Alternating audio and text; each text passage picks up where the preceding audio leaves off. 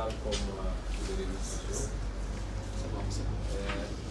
Néanmoins, le pas indiqué, je crois qu'il a introduit la partie que je vais traiter, et qui est relative à la pétition que nous avons décidé de lancer pour recueillir le maximum de signatures des Sénégalais afin de saisir l'Assemblée nationale pour que Macky Sall soit traduit devant la Haute Cour de justice pour avoir trahi sa fonction, pour avoir déshonoré nos institutions et pour avoir trahi également son serment. Dès qu'il a dit, nous avions annoncé que cette question, nous allions la suivre jusqu'au bout. Entre-temps, lui, Macky Sall, c'est la gravité de ce qu'il a fait. Et je ne suis pas sûr que les photos qui ont été publiées, qui ont fuité, aient été publiées avec sa bénédiction. Je ne pense pas. Je ne pense pas qu'il soit si peu réfléchi, en tout cas. Parce que ce qu'il a fait est extrêmement grave, il le sait. Et c'est pourquoi, dès que la clameur publique a suivi son acte, et dès que l'opposition s'en est saisie, et surtout depuis qu'on a annoncé que nous allions poursuivre cette affaire, il a essayé, comme il a l'habitude de le faire, d'animer toutes sortes de contre-causes. Il a annoncé le retour d'un Premier ministre. Tout au long ici à dire que ce n'est pas notre tasse de thé. Macky Sall, ce qu'il fait, son organisation, qu'il ramène la fonction de Premier ministre ou pas, ce n'est pas notre problème. Qu'il nomme son griot pour qu'il aille lui faire visiter au palais, ce n'est pas notre problème. Ça, ce n'est pas un débat pour nous. Il n'avait pas consulté quand il a décidé de supprimer le poste de Premier ministre. Et nous considérons que c'est un non-débat. Que personne ne nous interpelle sur ces histoires de primature. Et fondamentalement, ce qui sous-tend ça, c'est beaucoup de choses, mais parmi ces choses-là, c'est d'essayer d'allumer un contre-feu, puisque voilà un président pris dans son propre jeu, fait de méchanceté gratuite, de complot et de persécution contre tous ceux qui disent non, mais surtout d'incompétence qui nous a conduit cette incompétence à la situation que vit le pays. Voilà un président qui aujourd'hui est pris au collet en étau de toutes parts et à chaque fois ne compte que sur la communication pour essayer d'orienter les Sénégalais vers de faux débats. Évidemment avec tout un dispositif à sa disposition pour dire aux gens, parler de Thiéboudjel. Ce n'est pas notre problème de Thiéboudjel. Ce n'est pas notre problème. Quand le président s'agrippe maintenant sur des histoires de Thiéboudjel, à quand la validation ou comment on appelle ça, la certification du Etodiaï, du Bahal Saloum, je ne sais pas. Il est là à s'agripper sur le Tchéréboum d'ailleurs. Tout ça, il faut. Ouais, quand il ne communique pas parce qu'on est en train de tabasser des étudiants. Il ne communique pas parce qu'il y a grève du transport public qui a bloqué le pays pendant longtemps. Il ne communique pas parce qu'il y a des Sénégalais qui meurent dans les océans. Ce n'est pas son problème. Il ne respecte pas le peuple. Quand est-ce qu'il communique? C'est pour dire qu'on vient de certifier les Thiéboudjel contre la nationale. Ou alors, à chaque 2 jours, 3 jours, ceux qui le soutiennent ailleurs donnent un petit prix à un Sénégalais et il communique sur ça. Il en est très content de la récupération du mérite individuel des gens. Mais les vrais problèmes du Sénégal ne sont pas là. Pourquoi il ne parle pas de la crise universitaire? Pourquoi il ne parle jamais de la crise au niveau de la santé? Pourquoi quand il y a des catastrophes graves dans des parties du pays, vous voyez qu'aujourd'hui ou demain, Joe Biden va se déplacer pour aller voir ceux qui ont été frappés par la tornade. Mais ici, il peut se passer des inondations, tout ce que vous voulez, ce n'est pas sa tasse de thé. C'est ça le président Macky Sall. Et toute cette situation est occasionnée, causée par son incompétence, son incapacité, son manque de vision et de programme. Il a fait essayer d'allumer toutes sortes de contre-feux. Il a envoyé même un de ses crieur public, insulté Barthélémy Dias ici présent. Tout ça, c'était pour allumer des contre-feux. Nous avons compris. Mais Yewwi Askan Wi est resté droit dans ses bottes, à continuer à suivre son agenda personnel. Cet agenda-là qui nous a amené aujourd'hui. Depuis hier, en tout cas, les avocats ont déposé une plainte contre M. Djibril Ngom. Un monsieur que je plains, et ça c'est du Macky Sall, c'est profiter de la précarité des uns et des autres, utiliser les biens de l'État pour les corrompre et les orienter ou les dévier. Ça c'est indigne d'un président de la République. Depuis qu'il est là, c'est débaucher des opposants. La transparence n'a jamais été aussi forte au Sénégal. C'est acheter des consciences. C'est maintenant détourner des mandataires, ce qui est extrêmement grave. Parce que tout le reste, c'est de l'ordre de la morale. Mais ici, c'est des délits. Détourner un mandataire, c'est un délit. Et c'est à ça qu'on se retrouve aujourd'hui avec Macky Sall. Moi, je plains ce monsieur. Nous ne faisons pas de persécution, on ne se focalise pas sur sa personne. Mais il faut que ça serve de leçon. Que les Sénégalais sachent que la confiance a un prix. Qu'on ne peut pas pervertir le dépôt qui est fait en votre nom et en votre personne pour des questions bassement matérielles. Si on laisse faire, la prochaine fois, ce seront peut-être 400 communes qu'ils vont acheter, qu'ils vont détourner. Et c'est pour cela que symboliquement, mais principalement, nous ne pouvions ne pas déposer cette plainte, cette faits désordre. Mais poursuivre seulement Djibril Ngom sans poser des actes contre le commanditaire qui est Macky Sall, ça aurait été quelque part même injuste. Et c'est ça qui justifie que la coalition ait décidé de saisir, puisque vous savez qu'un président de la République, il bénéficie, il jouit de ce qu'on appelle une immunité juridictionnelle. Malheureusement, quand on a un président de la République comme Macky Sall, ça justifie tous les abus. L'immunité juridictionnelle veut qu'un président ne puisse pas être attrait en justice comme n'importe quel citoyen. Il a une immunité juridictionnelle, il a un privilège également de juridiction. Il ne peut pas être jugé par n'importe quelle juridiction, il faut une juridiction spéciale qui est mise en place par l'Assemblée nationale au début de la mandature ou de chaque session, je ne sais plus, de la mandature, présidée par un avocat, mais au siège également des élus. Et il faut qu'il y ait une résolution votée par un certain nombre de députés, si je me souviens bien, c'est 3/5. Et c'est pourquoi nous avons considéré que nous ne pouvons pas ne pas saisir l'Assemblée nationale. Cette saisine sera citoyenne. Et ce programme, nous disons, avant cela, nous allons lancer une pétition. Il y aura une version aussi pour une version papier qui sera distribuée à tous les jeunes, toutes les femmes de la coalition qui se chargeront de faire signer les Sénégalais qui voudront signer. Et ensuite, il y a une version électronique qui est déjà mise en ligne. Je ne sais pas s'ils ont envoyé le lien qu'on puisse donner, mais il faut voir, il faut demander à Bathily, Abbas. Il y a une version électronique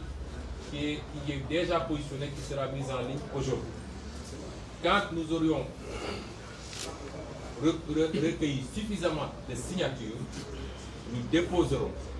cette pétition citoyenne sur la table de l'Assemblée nationale pour exiger que Macky Sall, qui a trahi sa fonction, en recevant au palais un faussaire, ce qui s'appelle en français de la félonie, ce qu'il a fait, en recevant au palais un faussaire, en recelant, parce que c'est du recel, le détournement de mandat qu'a opéré Djibril Ngom, Macky Sall a trahi son serment parce qu'il a prêté serment en jurant de servir la Constitution, de respecter et de faire respecter la Constitution et les lois de ce pays. Or, les lois de ce pays disent que ce que Djibril Ngom a fait est très grave. Et de surcroît, les conditions dans lesquelles il l'a reçu, laissant douter d'un transfert d'argent subséquent, puisqu'il y a une enveloppe suspecte, même si on ne peut pas dire avec assurance ce qu'il y a dans l'enveloppe, fait que, au-delà, même si on ne sait pas ce qu'il y a dans l'enveloppe, mais le seul fait qu'il ait reçu au palais montre que, de un, il est le commanditaire, et deux, qu'il y a trafic d'influence.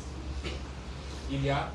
un trafic moral d'influence. Et c'est extrêmement grave qu'un président de la République descende à ce niveau, pour ne pas dire descendre dans les caniveaux politiques. Pour simplement, parce que simplement il a peur d'une coalition qui s'appelle Yewwi Askan Wi. Nous avons décidé donc de lancer cette pétition. Tout de suite, les militants et sympathisants qui sont venus, qui attendent genre, vont procéder aux premières signatures. Nous avons également décidé d'adresser une correspondance à l'Union africaine, qui recevra certainement en tant que président de l'Union africaine. Mais nous adresserons cette correspondance à l'Union africaine pour dire que cet homme ne mérite pas de diriger le Sénégal, a fortiori de diriger l'Union africaine. Le comportement de Macky Sall, je vais en conclure par ça, ne nous étonne pas. Les conditions dans lesquelles il est arrivé au pouvoir et la manière dont il a exercé ce pouvoir depuis 10 ans maintenant, tous ces éléments-là concourent à justifier, à expliquer le comportement de Macky Sall. Cet homme n'est pas à la hauteur de sa fonction. Nous sommes constants. Au sortir de l'élection présidentielle 2019, tous les candidats s'étaient réunis, les 4 candidats de l'opposition, pour dire qu'on ne reconnaît pas sa légitimité. Peut-être qu'entre-temps, il y a des candidats qui ont reconnu sa légitimité et qui sont allés s'aplatir.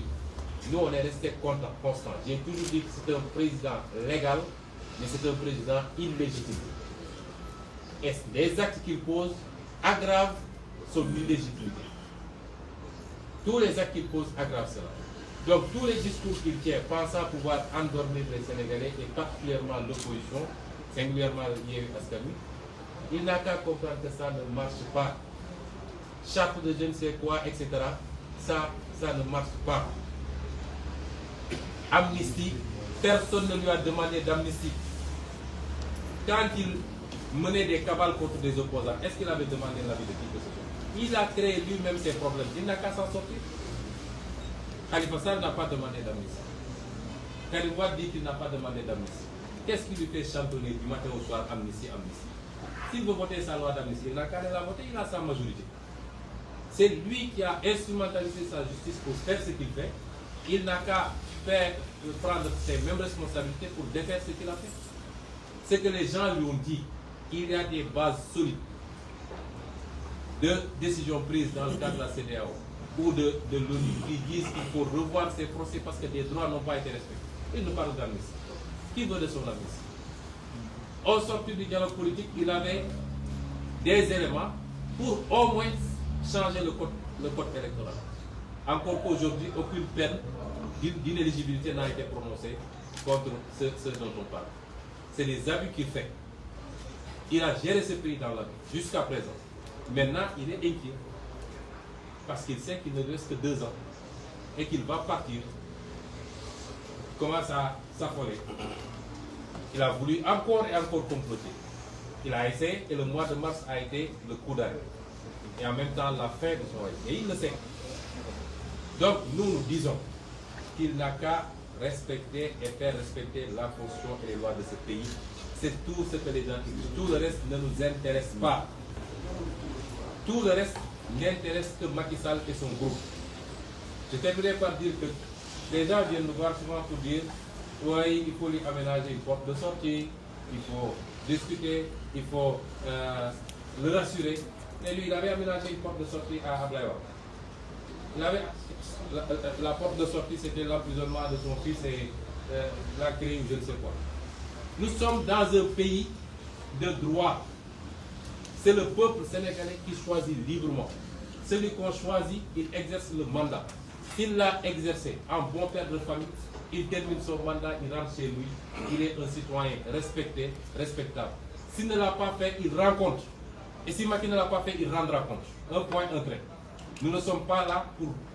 discuter sur le dos des Sénégalais des milliards et des milliards qui ont été volés et placés dans des banques étrangères. Nous ne le ferons jamais. Nous n'avons pas à lui aménager de porte de sortie. Et les gens disent, ouais, il réfléchit à celui qui va mettre à la tête du pays. Il ne mettra personne à la tête du pays, c'est les Sénégalais qui choisiront. Il faut que ce soit très clair. Ci olof ñi wax ni li ñu dajale fii da cee introduire tuuti ci wolof mooy fan yële ci gannaaw dañ leen waxoon ni lu soobee yàlla daan dellu si ak yéen ci lii nga xam ne mooy lu garaaw lu am ci élection locale yi ndax Sénégal dañuy wax démocratie la waaye suñu xel war naa fekk ci démocratie boo xam ne ki ñu teg ci bopp réew pexe bu mu mun a def pour ñi mu jàkkaar loolu war a ñàkk a dem ci élection rek pexe boobu dina ko def pexe bu mu munti def dem na ba tey suñu administration nga xam ne ndey ji seex la waroon a tëddee dugal na ko ci yëfu ñàkk solo yi suñu justice dugal na ko ci ñàkk yëfu ñàkk solo yi wala lenn ci suñu justice lenn ci suñu administration looloo ko yóbbee woon ci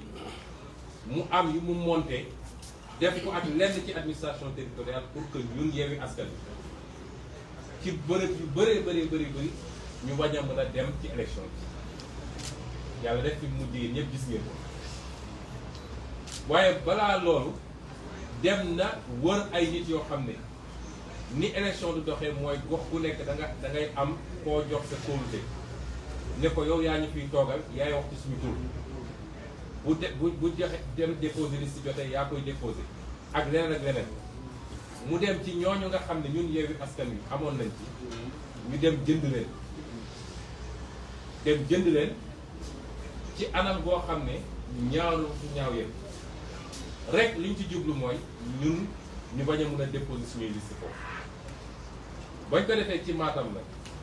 def ko ki ñuy wax Djibril Ngom ñun dañu ne woon nañu njëkk a toppatoo suñuy liste mooy dañu njëkk a dem ci cour d'appel yi pour ñu delloo ñu suñuy liste bu ñu jógee ci loolu mandataires yi nga xam ne jàpp nañ def nañu lu garaaw dañ leen di topp boobu moom Macky Sall dalalagul woon Djibril Ngom waaye xam nga li tubaab naan un crime n'est jamais parfait ba ñuy jël décision ñu ni dañuy topp Djibril Ngom ci yoon moom Macky Sall dalagu ko woon wala dama bëgg ñu leeral ko fii su ko dalal loon yi dañ koy topp ci yoon parce que li mu def dafa garaaw ndax lu toll département boo xam ne am na lu ëpp 40 communes su ma jumul nga dem ñu jox la xaalis wala ñu am fu ñu jaar ak yow nga daw ak suñuy liste ñu woo sous-préfet Déthié mi woo préfet ak sous-préfet ne leen changé nañ ko sous-préfet ne pour ñu changé ko il faut mu ñëw ba taxaw moom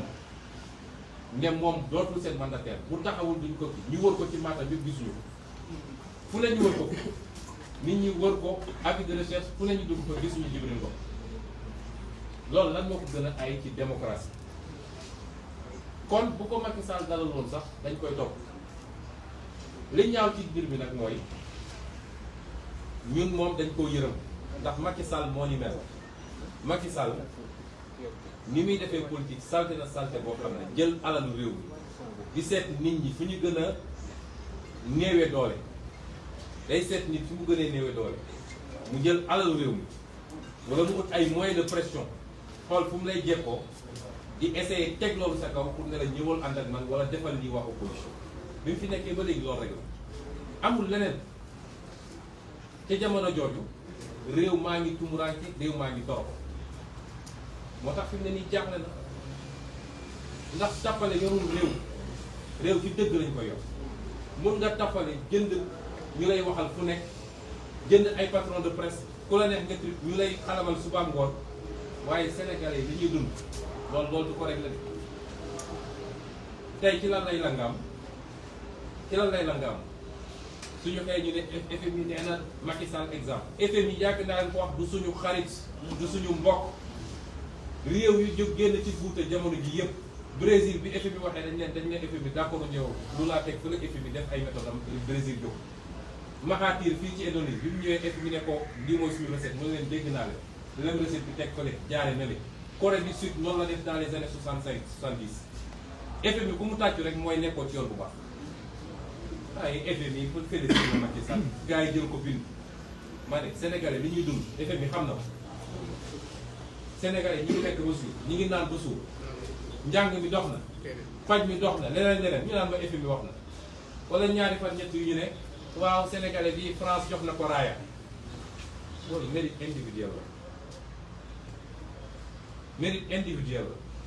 la ay raaya France ak raaya keneen ñun fii la ñu dal suñu réew mi wala su la neexee ñu jógati ne léegi nee nañu ceebu jën adduna bi xam ne ni ceebu jën nag Sénégal lañ ko xamee donte Gambie dina ko togg Mali dina ko togg Côte d'Ivoire sax dina ko togg Mauritanie dina ko togg Burkina léegi mu langaamu ci ceebu jën bi yow bu école bi di tàkk kenn du la gis nga def communiqué ci Skype kii Twitter réew buy tàkk doo ko def étudiants yaa ngi nii mi ngi tàng bu doon réew bu normal président wax na ci yu ngeen mës a dégg Macky wax santé ñi ngi grève Macky du ci wax transporteurs yi grève nañu Macky du ci wax leneen waaye ceebu jën mu nekk fi naan day def poste ah kaldu bi sax mbaxalu saalu yooyu yëpp suñuy paa cere mbuub yooyu yëpp nañ ko yóbbu waaye moom su meloon ni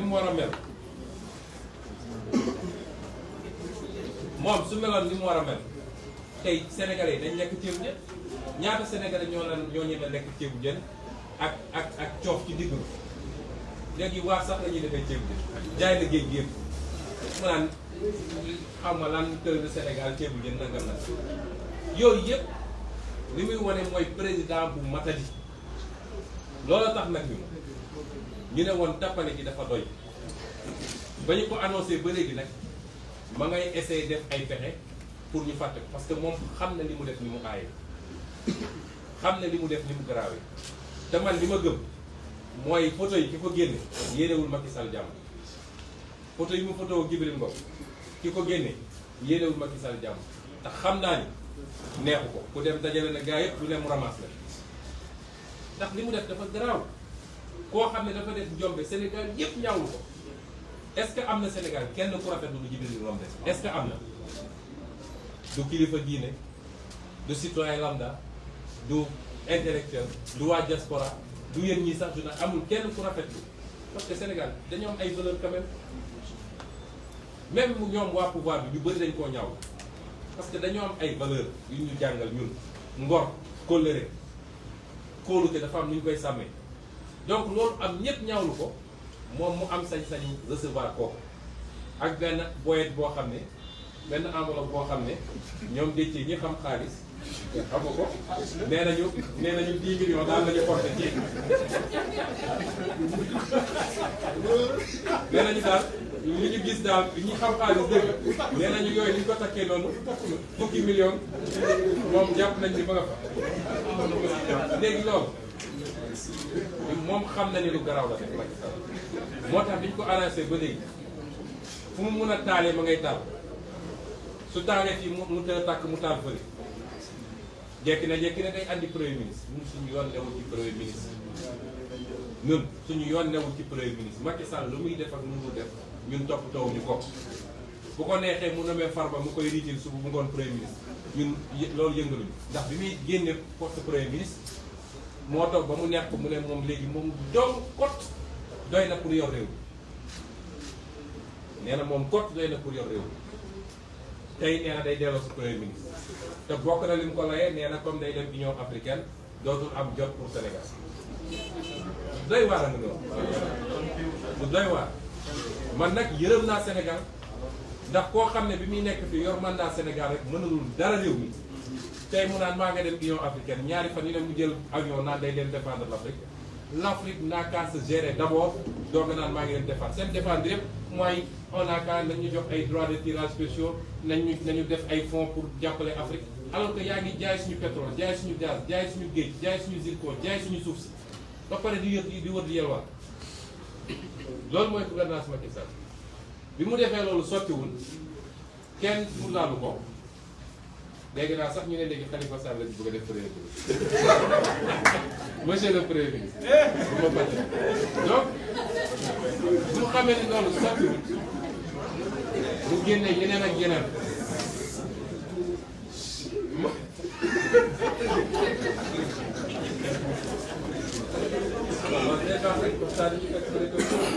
donc